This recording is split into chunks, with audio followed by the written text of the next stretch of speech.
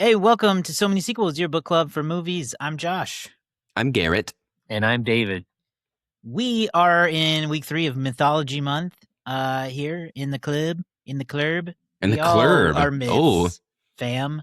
It's a myth that we have a club in Tulsa. That's true. We've got one. I'll give one credit. All right. We're talking about Hercules. Yes.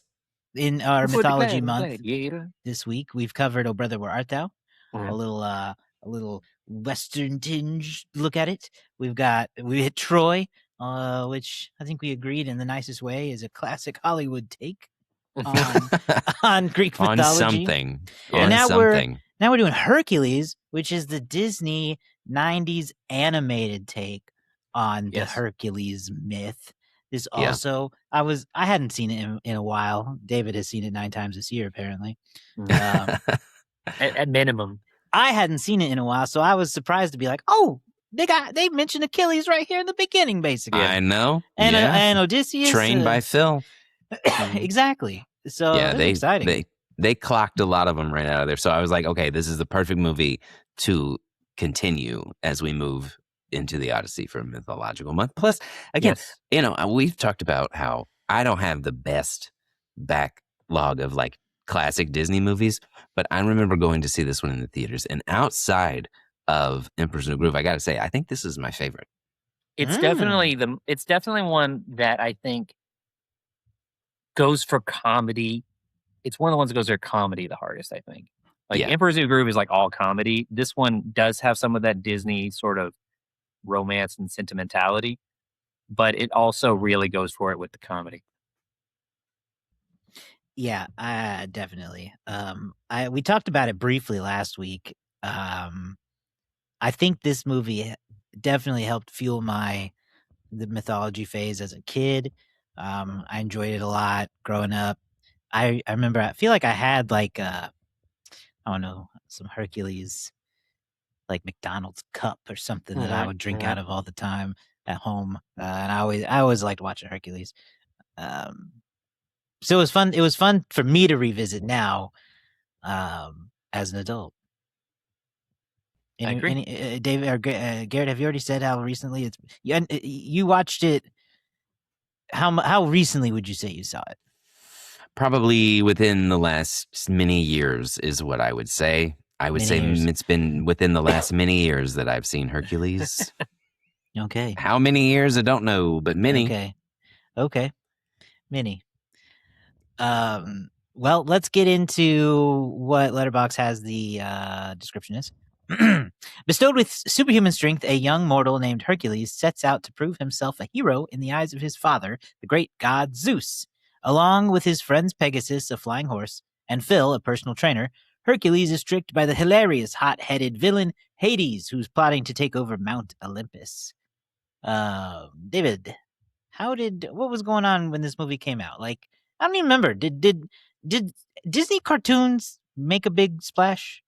So this is right in the midst of the Disney Renaissance, what's known as the Disney Renaissance. This is the period between 1988 and 1999, starting with The Little Mermaid. Most would say ending with Tarzan in 1999. And so 1997, you're kind of in the midst of it. Disney's really in their cultural walking the line in terms of cultural appropriation phase. This is coming off of the heels of Pocahontas, which was culturally kind of, people were like, ugh. Truly, this was off the Hunchback of Notre Dame, which is by far Disney's darkest movie, while at the same time not being quite as dark as the book still. And a lot of people had problems with that. You also have, after this movie, you would have Mulan, and you would have, so there's definitely, Disney was trying a lot of things. And apparently, from what I remember reading, the people of Greece were not super cool, because this is a very Americanized take. Oh, sure. Very Americanized. And that's, for me, some of the fun of it is it's very, they kind of overdo it for all the way down to the American Express cards. But it's very, very Westernized. The people of Greece were like kind of taking our mythological character and really doing very much your own thing with it, because I think I can honestly say that this movie Oh Brother, Where Art Thou, and the Troy, all of them are about as accurate as each other in terms of their comparison to their source material. But yeah. So anyway, what was going on? So Hercules, its first 2 weeks, it was in very few theaters, only like 4 or 5 theaters for its opening premieres. It would open wide the weekend of June 27, 1997. It brought in 21.4 million. That was only good enough to be in the number 2 spot behind Face Off, starring Nicolas Cage and John Travolta. That movie brought in just a little bit more, 23.3. So you had 23 for Face Off. That movie 21 predicted for the Hercules. future. I'm gonna tell you, just go look back and find that Danny Masterson scene. No. And so that wasn't the future I hoped it was predicting. So at number 3 that weekend, you had Batman and Robin, which I think was in its 3rd week. My Best Friend's Wedding was at number 4 with 15 million. And then Con Air was at number 5 with 5.8. Now, while Disney had been pretty successful, Hercules was not among their most successful animated films that were released that year. It would go on to make $99 million in the U.S., which is good enough for the number 17 spot of the year, but by no means Disney's most successful animated film of that era. It was just behind Contact and just ahead of Flubber, another movie from Disney. The number 1 movie of 97. Do you guys think you can remember it? We've done it for this podcast. Titanic. No. It was Titanic, number 1 movie in 1997. Bringing in $600 million. Men in Black, another movie we've done for the podcast, brought in $250. The Lost World, Jurassic Park, one we haven't done for this, but maybe we should do one day. Liar Liar was at number 4, and then Air Force One, also directed by, I believe, Wolfgang Peterson, who directed Troy last week. Yes, was at number 5. So that is your top 5 for the year that year. Overall, Hercules is broadly considered a success. It would go on to make even more money overseas, which I neglected to mention. It brought in $153 million overseas for a worldwide total of $252 million. So successful on an $85 million budget back then, but not at quite the same heights as what we got with Beauty and the Beast, The Lion King, The Little Mermaid, which had come out in the years previous. Aladdin. Actually, Aladdin is the only time a Disney animated film has been number 1 at the box office, I believe, at the end of the year. So so not quite those heights, but still successful. I want to start off talking about, this is also coincidentally, I think, my favorite aspect of the movie. The device used to frame the whole story is that it's told by the Muses, who kind of exist in the art, the pottery and stuff like that. I love them. I love them. I love the musical aspects that they bring in. Love that. They're hilarious. Yes. What do you guys think about how they take, and this, I don't know, David, if you've done some research and understand if this, because now I'm like, oh, is this controversial in any way? There's almost like a gospel infused music into this mythology. How do you guys feel? How did that work? How'd you like the songs? All of their songs are bangers for me, every last and single one of them. And I mean, I think truthfully, they're the standout part of the movie. So for me, they come on and I'm captivated and I'm listening to the story and they keep me engaged through those. A lot of times these movies, especially for kids, they struggle to keep you entertained for so long. And so to use the narrator as a dynamic musical storytelling piece and then have Hercules and Meg and Hades be the acting pieces as opposed to the ones that are always singing, I love it every single time. And because they put such it seems like they put so much thought into what their purpose was as a storytelling device, and I appreciated that. 100%. It's a great framing device. You've heard of the Greek chorus. It exists. If you've ever read or been subjected to a Greek play, there is the Greek chorus that comes on and gives you sort of the information that you need to know beforehand, the information that you might need to know what's going on outside of this story, and then what happens after it's all over. And to incorporate that in such a fun way where you're using the Muses. The Muses are also kind of demigods, if you will, of storytelling and art and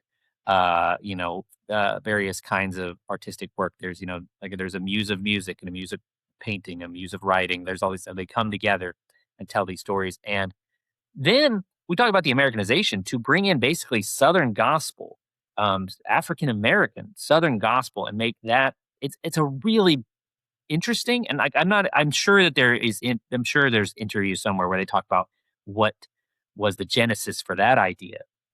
But it's such it's a unique American art form is Southern gospel music. And so to add that layer on, and the movie kicks off with a bang. Just like when they start their first song, you're immediately, I think, roped in because these characters are so charismatic and so dynamic. And if you ever get the chance to watch the behind the scenes, you can see some of the women that perform these roles, and they're so electric in their performances. And they're funny too. They're hilarious in that presentation. So I always really like that. And they sing, I think, most of the music. They're obviously they help out with Meg as well for I won't say I'm in love. I think of most Disney movies, I would say this movie has maybe the most this might be one of the most consistent in terms of its music. Like there are very few songs in here that are skips. Like they're all fun to listen to. And I have playlists. I have some Disney playlists, and this one there's no skips on this one. Yeah. And I think so. I agree with you, Josh. I think that they are a standout. I think the other standout for me is Hades and James Woods' performance as Hades. I mean, James Woods has his failings as a person, but as the this James role, Woods of it all aside, Great he does casting, well. though. Talk about Great casting. I mean, talk about central casting. He is hilarious. I mean, his take on doing the character is hilarious. And they went through like 40 actors though, which is crazy to think about before they landed on James Woods. Yeah, I mean, I don't know. I mean, I don't know about 1997. I don't know if James Woods is anybody's first pick in 1997, but his take on it as kind of like emulating sort of a Hollywood exec who's very fast talking and hey, babe, we'll schmooze, we'll talk later, we'll do this thing. You know, like it works so well in contrast to the rest of the movie, and his design is great. He looks terrifying and he looks funny, and it's just one of the best Disney villains because he can be intimidating at times, but he's also just so funny. Like every time he's on screen, I feel like you're drawn to him. Yeah. It is oh, go ahead, Josh. No, he's very he's full of personality. I don't want to say charismatic, but he has got that, I guess. Yeah, he is. It's difficult for me to describe villains as charismatic, but so many villains are charismatic, though. That's why they're villains. That is true. But I agree. I think that the energy and the level that he brings to this, and I really struggle to give this kind of compliment, but it is a Robin Williams genie level performance as far as like how good it is from top to bottom. It's funny, it is intimidating, and you just have the right person in the right role. It just sets it up great. And I'll say this to James Woods' credit: he loves this character so much. He loves Hades. Like he has said in many interviews. I believe he worships him. he has said in many interviews that he loves playing this character. And so the money is an interest because he has told Disney if you do anything with this character, like if you're going to have him if you're going to do him in a TV show, if you're going to have the character appear at Disney World, I want the first phone call because I will do this character no matter what.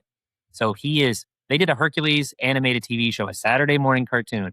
Who's playing Hades in it? James Woods. Nice. They did a crossover with the Aladdin series. Who plays Hades in that? James Woods. They don't get whenever you hear him at the park, whenever you hear him in if there's a short scene that they do for something else, it's always James Woods. He wants to do this part every time, and that is really, I think, really nice because you don't ever have to deal with Jim Hanks of it all or something like that. You don't have to you don't have to get like a secondary version. So it's great. They first tried to get Jack Nicholson to play sense. Hades. This was at the recommendation of Danny DeVito, apparently, because they could not decide who.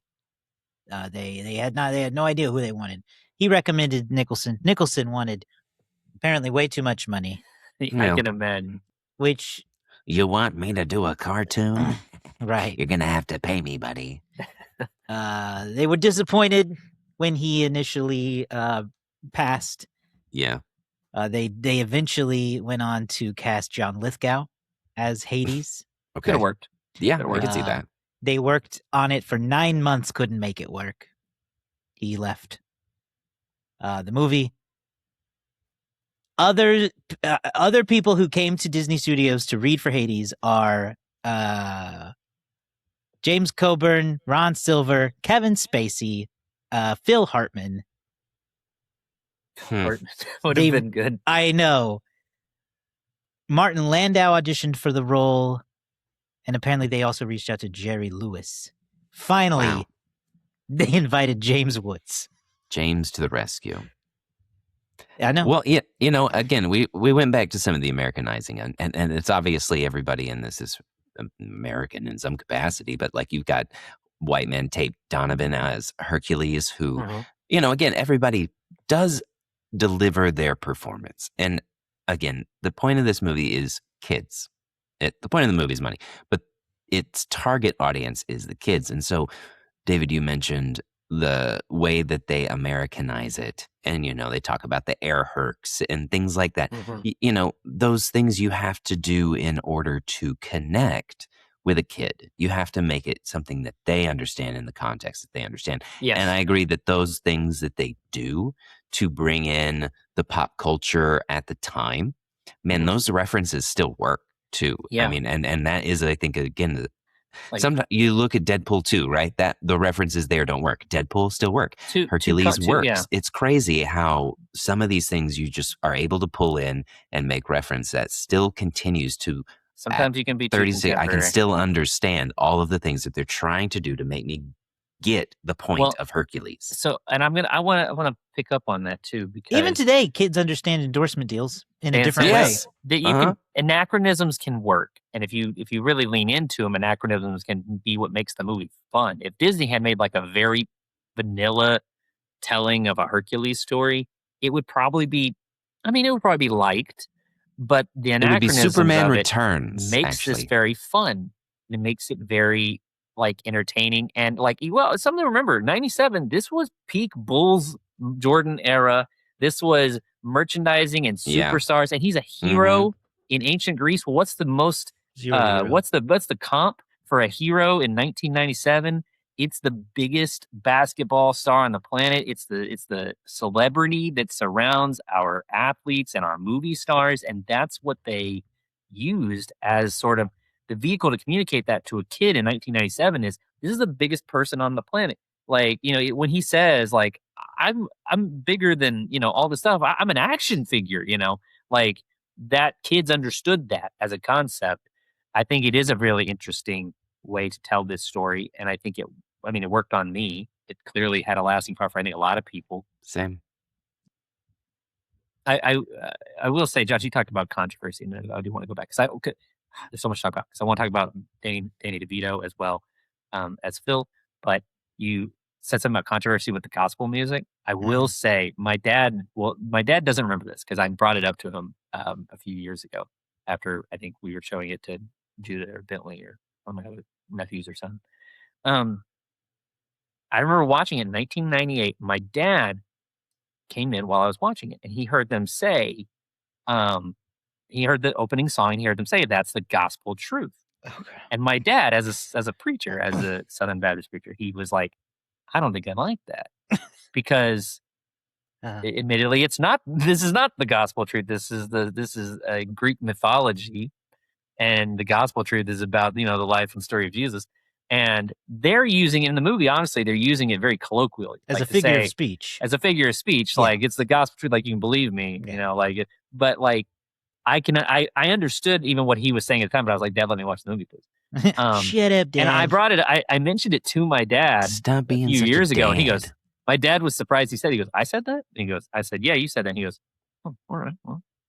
That was very smart of me, but I don't remember having any objections to the movie. He goes, "I don't remember having any objections." He's chilled out. That's what that means. He's chilled out. He didn't remember. Bit. He made it chilled out. He said he had 2 more sons after that. So that's what I'm saying. He's chilled out a little bit. But he was. I think he was retroactively proud of himself for taking the smallest of stands of saying he's not sure if he likes that. But anyway, about that line. You Anyway, mentioned the cast, about Phil. and there are some incredible people, so I want to just run through. This is the first time where I out loud realized that Zeus was Rip Torn, and I lost it. I shouted, "Is that Rip Torn?" Which is a sentence that I have said more often in my life than I think most people have. So, really proud to see that. You had Charlton Heston start off as the narrator until the Muses took over. You mentioned Danny DeVito. You have Wayne Knight. Bobcat Goldthwait as Pain, who is the standout performer. And then, Susan Egan, the star voice actress, is Meg. It really is, and it just down the line, perfect casting across the way. Yeah, I mean, you get into that. One of the other big characters we haven't really talked about is Phil, played by Danny DeVito, and you just talk about there's a voice director. I'm going to get nerdy for a minute, named Andrea Romano, and she has. If you've watched a cartoon in the '90s, you may have casually seen Andrea Romano as the voice director. She often casts people for things like the Batman the Animated Series, Superman, Justice League. She's been the casting director for Kim Possible and just tons and tons and tons of stuff, and some movies as well. And she always said that there are two types of voice actors. There are cartoon voices. And that's people like like Fairly Odd Parents. Think of that, right? People who have, and then there are voices with character. And so Danny DeVito has a voice with character. James Woods has a voice with character. They're not putting on really a voice for these performances. Either Susan Egan or Rip Torn.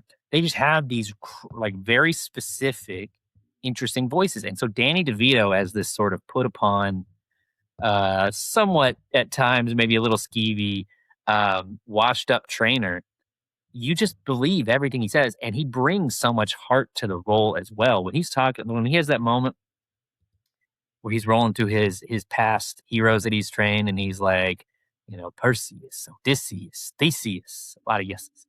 And then he's talking about Achilles, and he goes, he was so great. They were going to hang a picture of him in the sky. You can just hear it in his voice, how, he's so good at this. And many people have often said when we get the very much unneeded live action Hercules, just keep Danny DeVito as Phil, because he's got the hype for it. He's great in this, and I love his song. They gave Danny DeVito a musical number. Seems good crazy, for them but it for works. Being brave. Seems crazy, but it works, right? I do wonder when the live action is coming. Is what I was going to ask. Matter of time. What do you mean? We've already got 40 of them, right? Well, see, that's why I'm saying they're already remaking Moana. Why? But Hercules is just sitting there. This is where I get confused. Just recast The Rock. Didn't he already do a live action Hercules? Just bring him in. They've already got him as the live action version of him and Moana. Just bring him over and be Hercules too. Now we are mere years away from Glenn Powell as Hercules, Ariana Grande as Meg, and still for some reason they'll get James Woods. They'll still get James Woods because you can't redo that, and they'll still get they'll still have Danny DeVito do it. But even though it's live action, Danny DeVito will still be like a CG character where they just stitch Danny DeVito's little body onto some legs, and so they can youthify him a little bit too. Because I've seen pictures, Danny DeVito's not walking so good lately. Yeah. So they'll find a way, or they'll replace Danny with Josh Gad. I think Rip Torn's already dead, so they'll have to get a new. Yes, and he'll be Josh Gad. R.I.P. Did Josh Gad die? No, Rip Torn is dead. Oh. Sorry. It's why were you killing Josh Gad in this future where live action Hercules is a thing? No, it's R.I.P. Rip. Oh my God! If it's not Glenn Powell, it's Austin Butler. I'll go on that limb. I don't feel like we talked enough about some of the songs in particular because yes. The three that come to mind as the big songs are Young Hercules singing Go the Distance. Go the Distance, right? Mm-hmm, mm-hmm. The Muses singing, Zero to Hero. And then God, I forget the name of Meg's song, but Won't Say I'm in Love. Won't Say I'm in Love. I thought was very good. Those are my three favorite songs from this. movie, and sometimes Zero to Hero might end up in my shuffle from time to time, more often than the movie does. What do you guys think? You have a favorite song from this? I feel like you listed them. I can't. I'm not good with song titles, but the Who Put Into the Glad and Gladiator. Those Zero to Hero. They're just so catchy. I got those three are the ones that stand out. Yeah, I've often called, as a big Disney fan, Go the Distance. Alan Menken is the writer, and he was the writer on a lot of Disney stuff in the early 90s. I often called Go the Distance Alan Menken's Gift to Tenors because it is a really, really good song and very easy to sing if you're a tenor and you're trying to audition for something in choir. But I also love Zero to Hero. It's like the second it starts, and it starts with that fun, like, he was so hot, steam looked cool. Like, it just feels like it's just got very, very fun vibes. And then I won't say I'm in love. I think might be, I think it's a top 5 love song in terms of Disney movies specifically. Like, because the whole point of it is like, she's like, I'm not in love. Please stop pushing that on me, more or less. But she totally is. Like, it's such a good flip on a Disney love song, which is usually very flowery and, I'll be with you forever. So she's trying to avoid this. It's a very, she's a fraud. She's a fraud. It's a very, but I also, I'll throw one more in there too. And I will say One Last Hope, Phil's song that he sings. There's a line in that I think is one of the, I think it's one of the best written lines I've ever heard, because, like, you get good rhymes every now and then. This is a triple rhyme that is so well thought out, where Phil says, he says, it takes more than sinew, as in muscle. It takes more than sinew, comes down to what's in you. You have to continue to grow. And I just think that is so smart. And I would, if you gave me 3 years to write a song about becoming like a hero, I would not think of something like that. It's such a clever triple rhyme. So I love that a lot.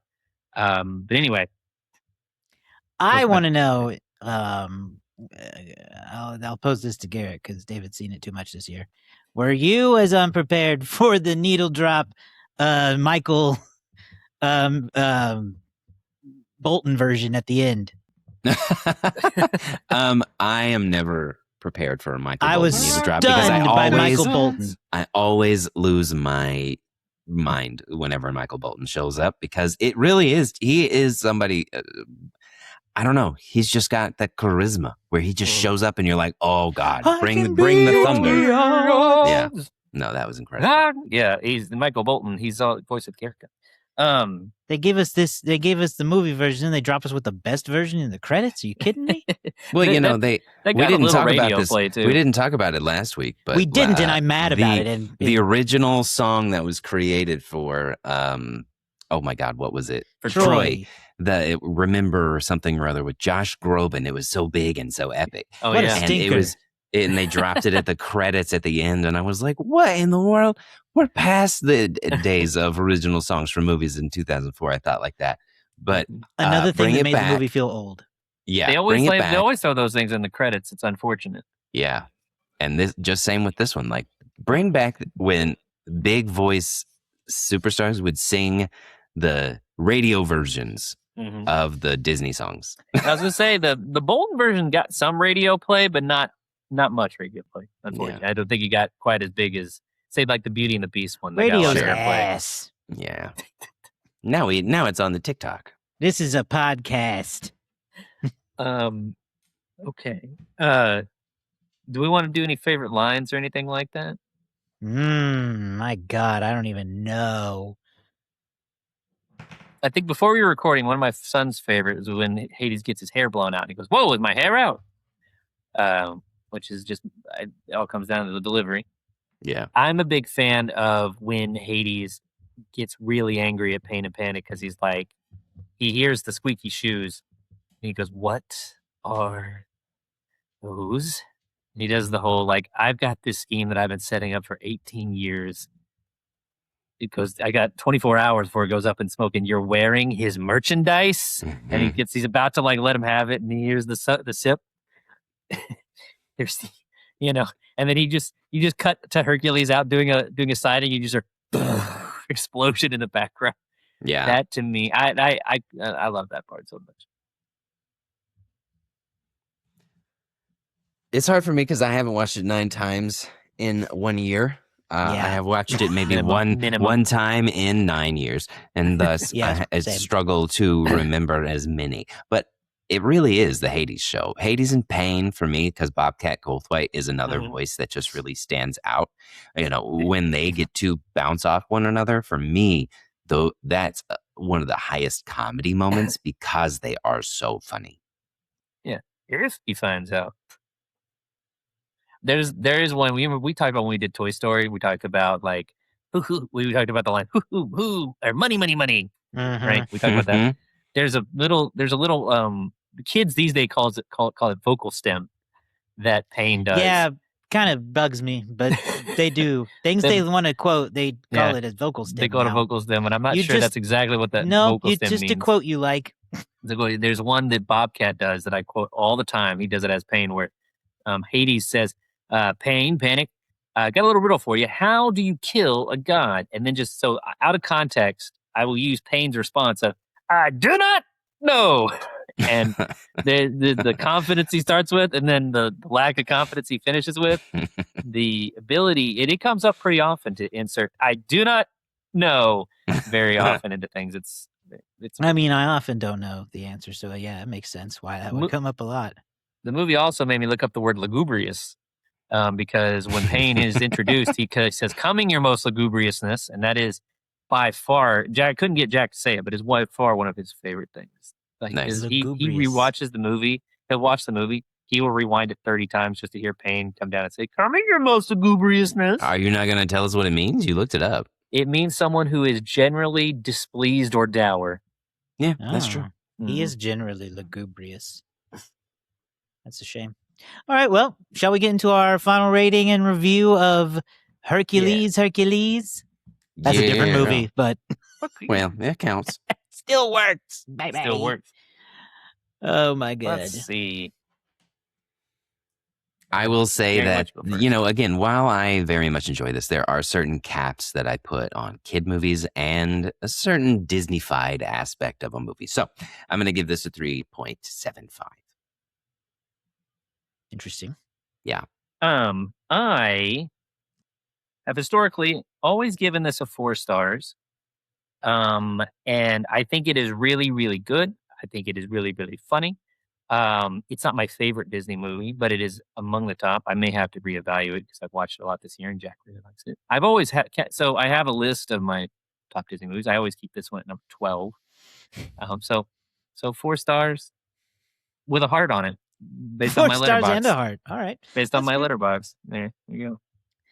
I feel like oh my God. I feel like I want to give it 3.5 stars. I would do the 3.75 thing. That's kind of Garrett's thing to do. I'm not going to copy that. I'll share. But I also don't know if it's quite 4 for me, which is just splitting hairs at that point, I feel like. So I'm gonna stick with 3.5 stars. I think it's really a really fun movie. I liked it a lot as a kid. I don't know if it's one that I don't know that I'll watch it 8 more times this year, or if no one makes me.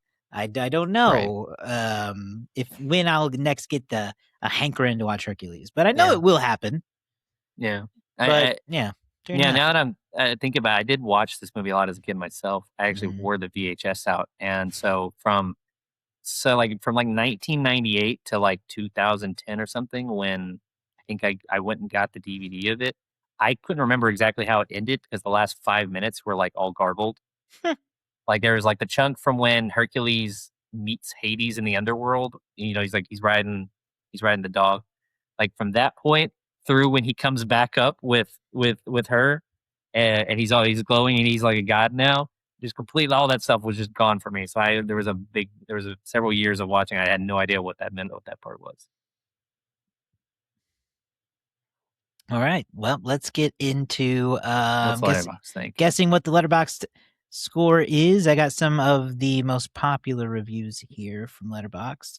We've got this 4.5 star review from James. The only possible justification for making a live action remake of this is to cast Bob Odenkirk as Hades. I could see it. Interesting. I could see that. He would do a good job. He would. 5 stars from Karina. Hades is the best Disney villain, and that's the gospel truth. Reference there to the film. Yes. And a 4-star review from Fran. Profoundly underrated. I Won't Say I'm in Love is one of the best Disney songs of all time. Some big takes in these reviews. People were more earnest. Not as many jokes to make at the expense of Hercules. Well, what are we thinking here? Well, Garrett, you're still up on the guess, so I think that people will kind of be in the same mid-cycle range. I'm going to go 3.6. Okay, I feel like that's a good guess. I'll go a little higher. I'll say 3.7. Okay, I'm gonna go a little lower and say 3. I'm gonna go 3.4. Hercules. What did you guys say again? 3 what? Garrett's at 3.6. I'm at 3.7. 3.6, 3.7, and me at 3.4. We have no direct hits again this week. And this one is going to be just by a hair. Another win for David. This movie's a 3.8. Dang. So your 3.7 was closest. All right. Nice. Well, it's 3.8. I'm very, I feel You're very moving nice. up the ladder. You're catching up to him. I am owning Mythology Month. I've on a 3-week tear here. You know what? Me neither. Seems like you're a you seem like a mythological nerd. After Josh dominated Spielberg Month and Golden Oldies Month, it's nice to get back on the board again. Garrett, you're gonna have to design a month for you.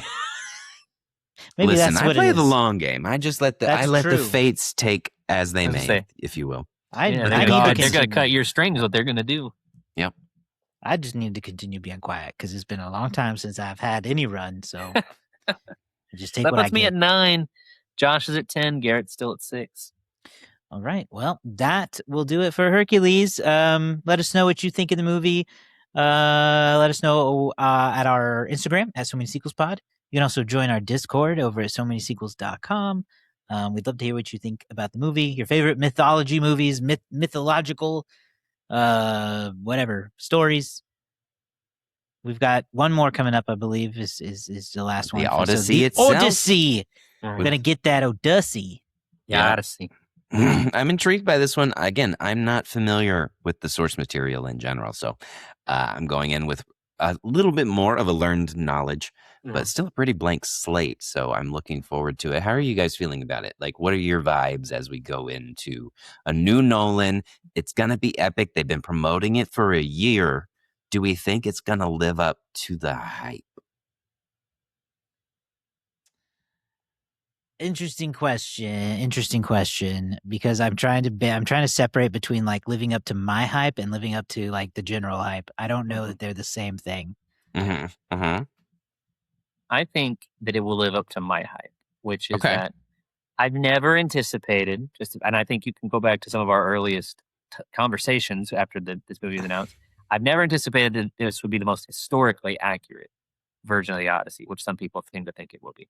I never had any dream that it would be the most literally accurate.